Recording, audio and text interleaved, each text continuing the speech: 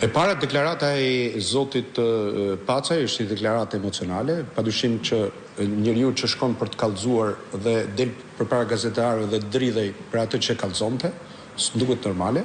E para, dhe i dyta i bëj thirrje zotit Pacajve dhe gjithë Pacajve të tjerë që fshihen pas tij, se zoti Pacaj është një manikin që ka dalë atje për nxjerr dhe për dhënë urdhrat e padronit vet, jeni të sigurt.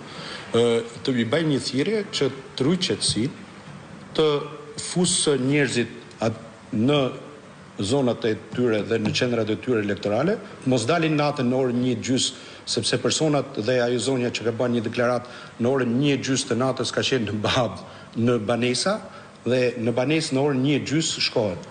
O kur ke në smundje, hall familjar dhe normalisht duhet shkoj ambulanca, kur ke një konflikt dhe njoftohet policia, dhe kur ke një sherr i cili kërkohet që të neutralizohet.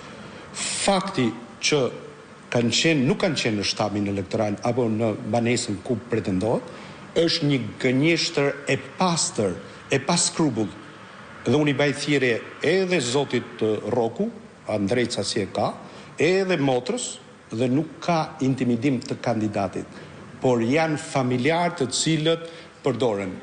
Paradite bëhen takime me qytetarët, në darkë qohen gratë për të plotësu mandatin dhe për të shpërndar haraqin, dhe ne kemi informacion nga qytetarë të ndryshëm, na marrin.